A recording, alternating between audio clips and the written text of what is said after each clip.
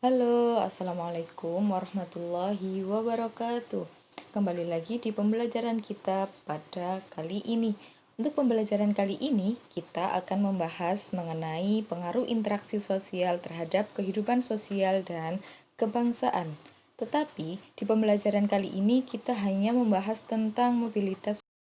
Kalian tahu tentang keragaman masyarakat Indonesia? Keragaman masyarakat yang ada di Indonesia yaitu merupakan salah satu kekayaan bangsa yang ada di Indonesia. Keragaman masyarakat Indonesia itu melahirkan berbagai kebudayaan yang memiliki nilai yang sangat tinggi. Interaksi masyarakat yang beragama itu melahirkan berbagai inovasi atau budaya yang menarik. Keragaman masyarakat Indonesia bukan hanya di dalam hal etnis saja, tetapi juga pada faktor-faktor lainnya seperti di agama, budaya, kegiatan ekonomi, ataupun lain sebagainya.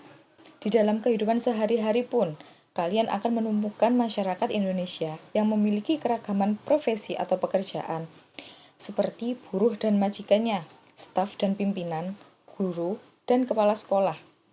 Interaksi di dalam masyarakat itu antara lain akan menghasilkan kesepakatan yang tertulis maupun tidak tertulis untuk menempatkan seseorang pada posisi yang sesuai dengan perannya. Pekerjaan dapat terbentuk oleh adanya kesepakatan di dalam masyarakat.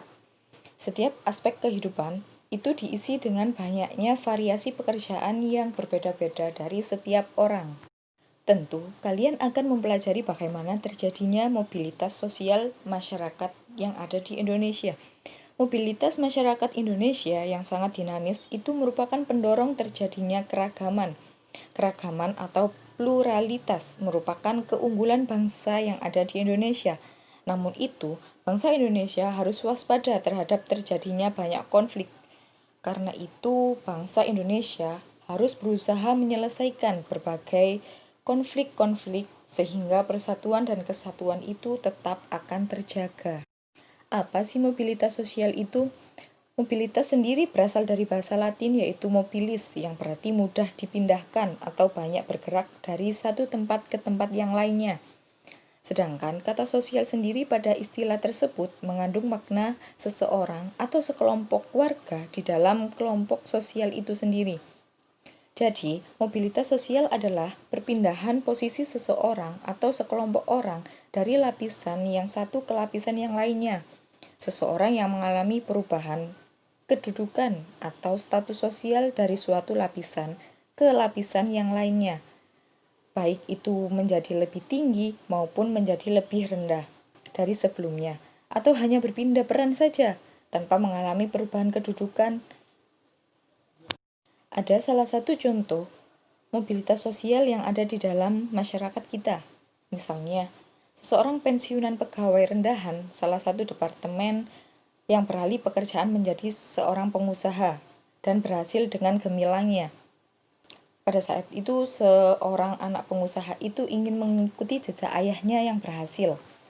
Lalu, ia itu membuka usaha lain, namun gagal dan akhirnya ia jatuh miskin. Dalam mobilitas sosial, selain terjadi perubahan dari setara bawah ke setara atas, juga terjadi perubahan dari setara atas ke setara bawah.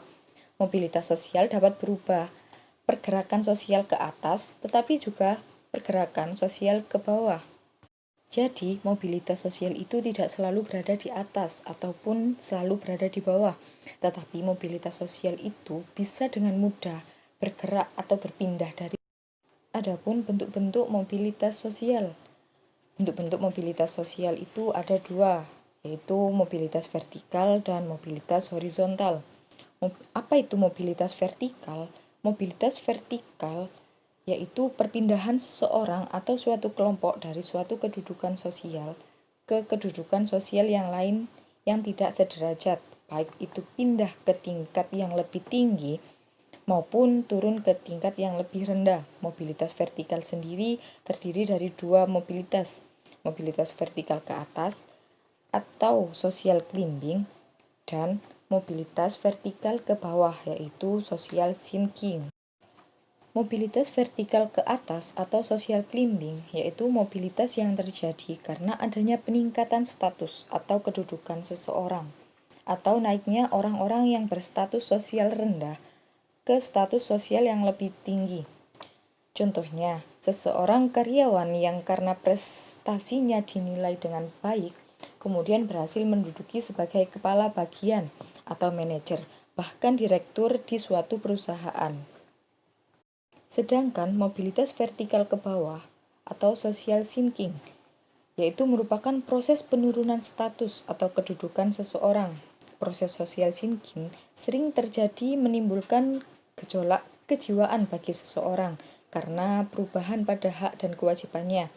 Seperti contoh, seseorang pegawai diturunkan pangkatnya karena ia melanggar aturan, sehingga ia menjadi pegawai biasa. Yang kedua, mobilitas horizontal. Mobilitas horizontal adalah perpindahan status sosial seseorang atau sekelompok orang di dalam lapisan sosial yang sama.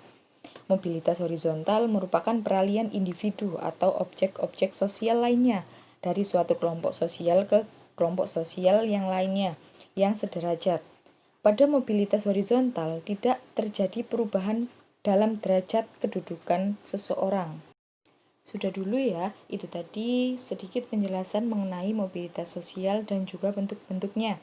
Sekian dulu penjelasan dari saya, sampai jumpa di pertemuan selanjutnya. Terima kasih. Wassalamualaikum warahmatullahi wabarakatuh.